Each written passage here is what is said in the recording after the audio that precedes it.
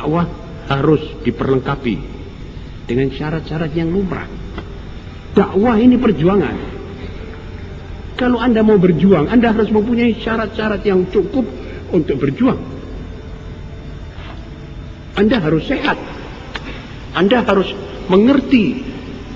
Anda harus ada bondo. Anda macam-macam, itu perjuangan. Antara syarat. Anda harus ada backing. Nah, saudara-saudara, antara lain itu backing. Saudara tahu Rasulullah SAW mempunyai dua backing.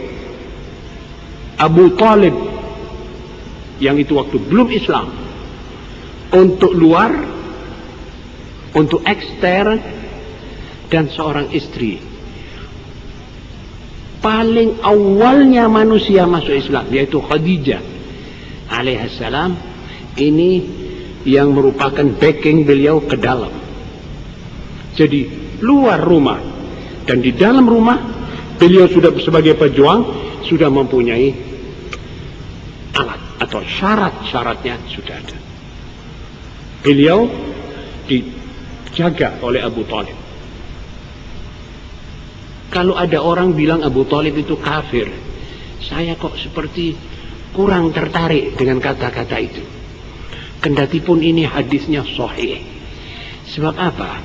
Sebab Abu Talib itu orang pimpinan Quraisy, orang yang paling berakal, yang paling lihai, yang paling politik. Masa akan ia mengakui bahwa agama Nabi Muhammad SAW ini benar, lalu dia tidak menganutnya? Apakah Abu Talib itu licik? Apakah Abu Talib itu pengecut? Dia benggolan Quraisy. Kalau Anda mau tahu dia benggolan Quraisy, dia mempertahankan anak adiknya ini, keponakannya ini untuk berjuang. Ayo, terus no, aku ngarepmu. Kalau tidak pahlawan pendekar, tidak berani berbuat begitu. Jadi alasan dia takut. Quraisy sangat naif. Buat saya kok kurang enak diterima, kurang srek dalam hati. Ini orang pendekar, dan ini orang cukup cerdas. Dan dia bilang, walaqad alimtu bi anna dina Muhammadin min khairi adyanil bariyati dina. Dan banyak syair-syairnya itu. Terus dia katanya tidak Islam. Saya kok condong dia sudah beriman.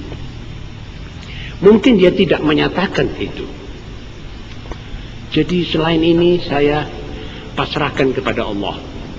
Sebab saya sendiri tidak tertarik untuk berbicara tentang iman dan Islamnya atau kafirnya Abu Talib, dan di mana tempatnya, di neraka mana. Saya kurang tertarik, sebab saya yakin bahwa ini menyinggung perasaan Rasulullah SAW. Setidak-tidaknya paman beliau, apalagi kalau kedua orang tua beliau iku bapake ibuke Nabi sallallahu alaihi wasallam, kabeh iku neraka kabeh. Kok seperti kurang. Lah ini anaknya kayak gini. Setidak-tidaknya kita diem. Lah kalau kita mau dalil, lah mlebu neraka sebab apa? Lah wong anake durung diutus kok mati sik bayi. Rasulullah malah yang satu mati Rasulullah umur 4 bulan, yang satu mati Rasulullah umur 7 tahun. Kok mandar masuk neraka? Sebab apa? Kok seperti juga lebih tidak cocok. Sebab Allah sendiri berfirman, wa ma kunna mu'adzibina hatta nab'atsa rasula. Kita ini tidak bakal menyiksa orang begitu saja sampai kita utus Nabi. Kalau kita utus Nabi tidak dipercaya, dilawan, ini kita siksa. Logis. Lah ini ayahnya Abdullah dan ibunya Aminah, dua-duanya ini belum menyaksikan putranda menjadi Nabi.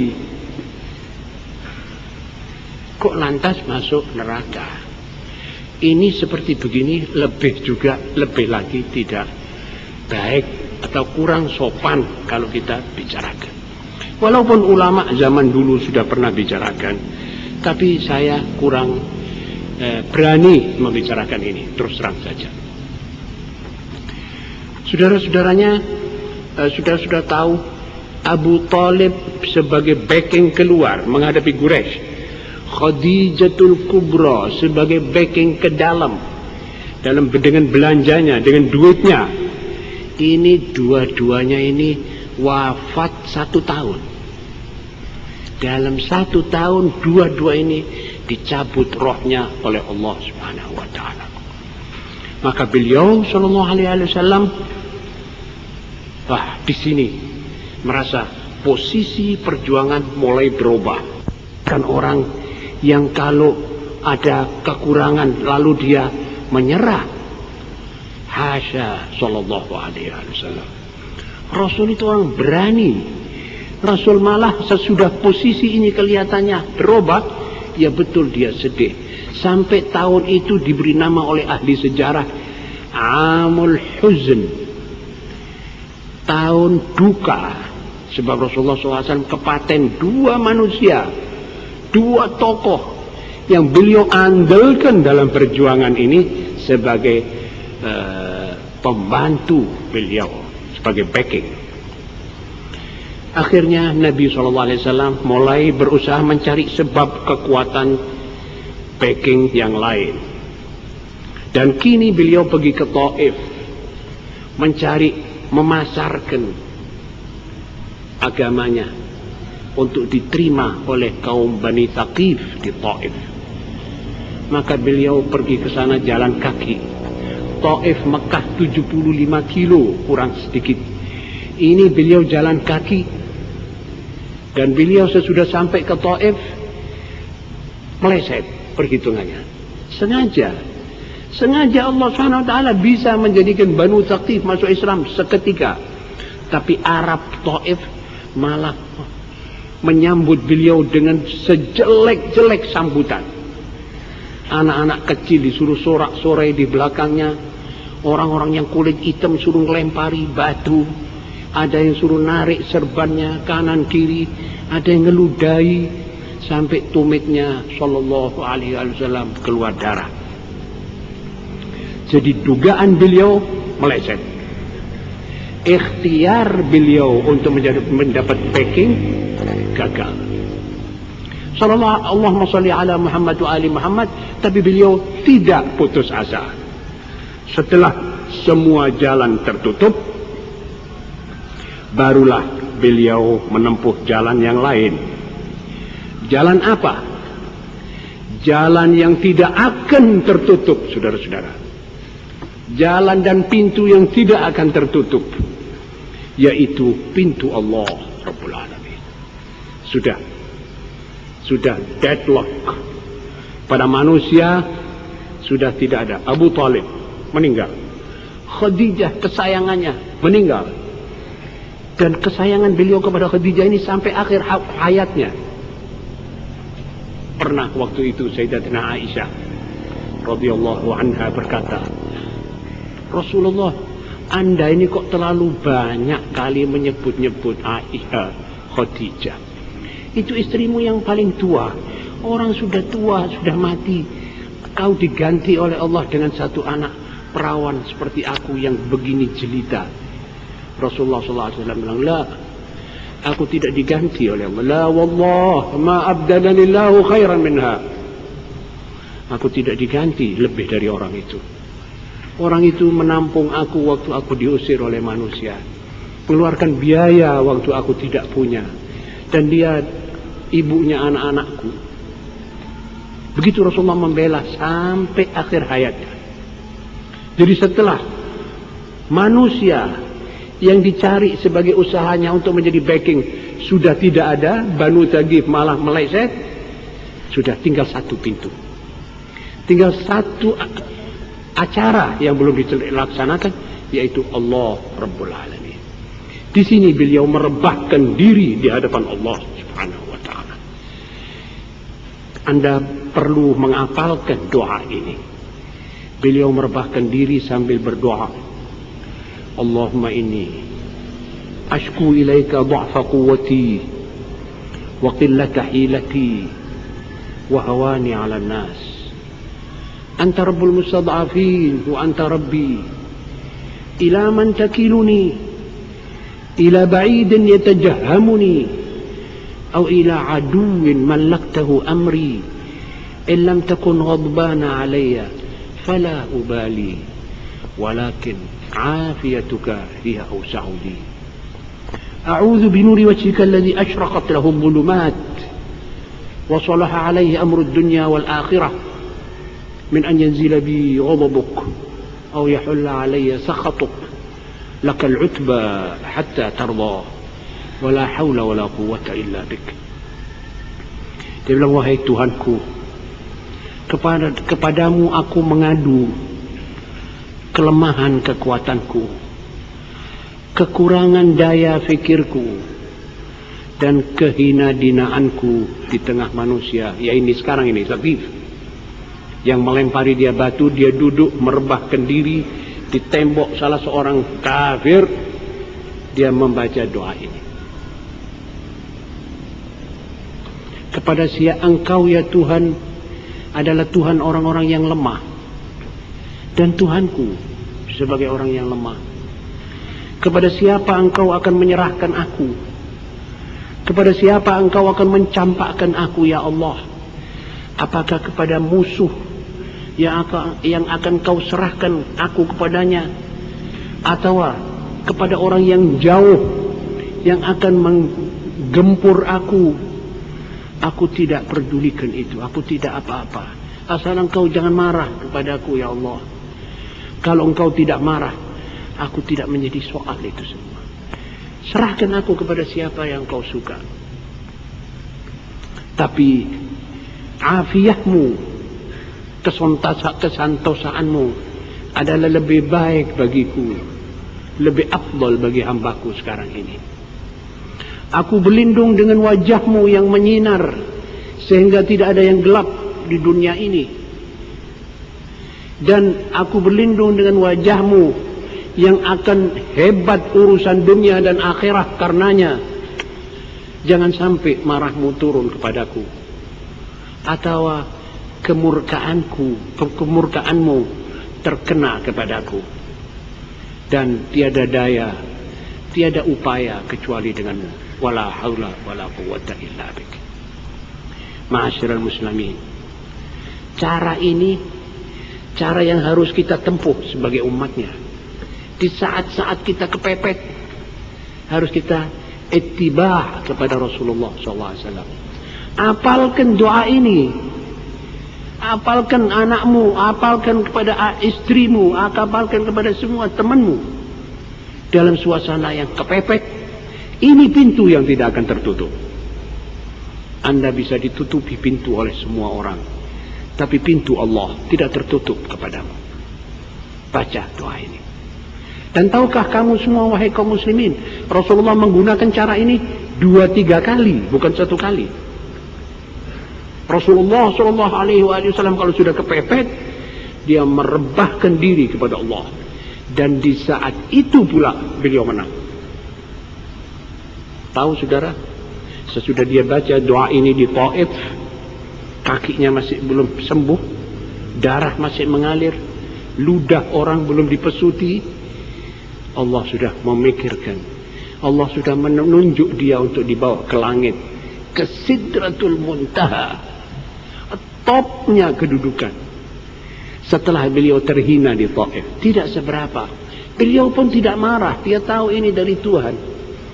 Dia tahu bahwa manusia ini berbuat hanya dengan kekuatan yang diberikan kepada mereka oleh Allah. Ya, pertama beliau gunakan di Taif. Kemudian di Madinah beliau kepepet, yaitu di peperangan Badar. Peperangan Badar itu kalau orang membayangkan Rasulullah SAW mengeluarkan semua keren sahabat, semua sahabatnya ini keluar, dan belum pernah punya latihan perang. Semuanya diajak keluar, 313 orang. Ayo keluar semua, kita berjuang fisabilillah. Tapi kelihatan Quraisy, pendekar-pendekar Quraisy lebih dari 1000. Lantas apa saudara-saudara? Lantas beliau khawatir, Bagaimana ini nanti? Aku lemah. Kembali lagi dia mendoa.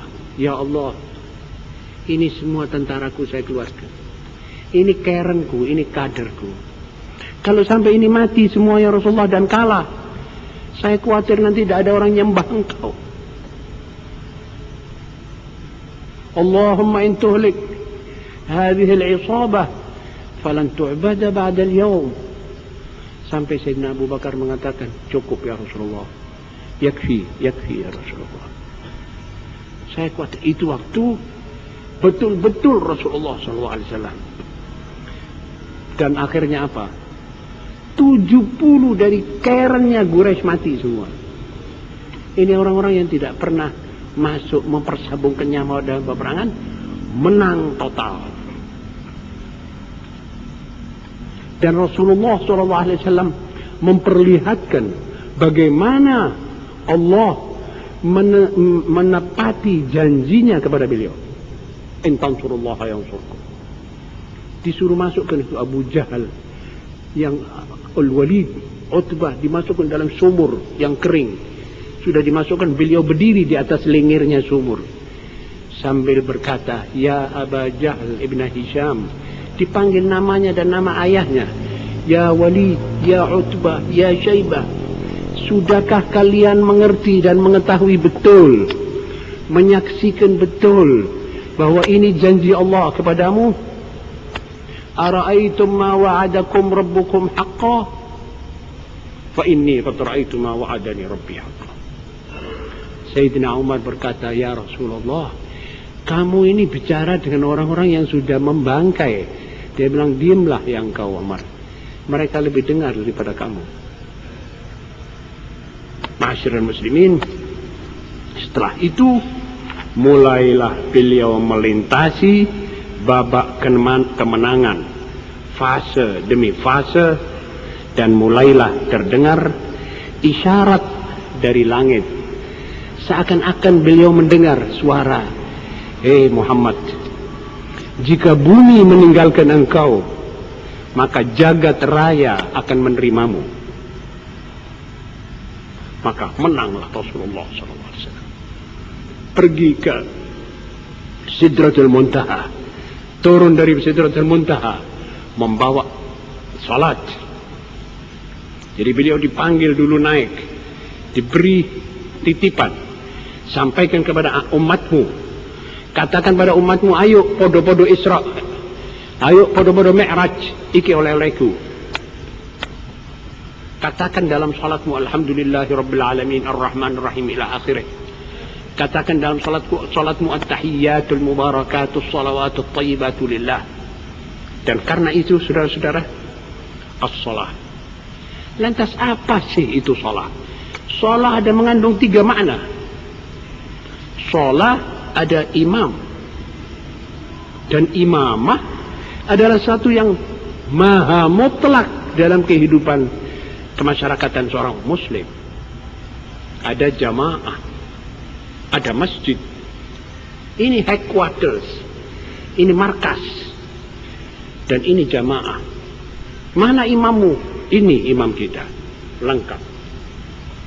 Dari ini masyarakat muslim akan selalu tergambar dalam wajah, di muka wajah dunia, bahwa dia dengan imam dan jamaahnya bisa berjuang.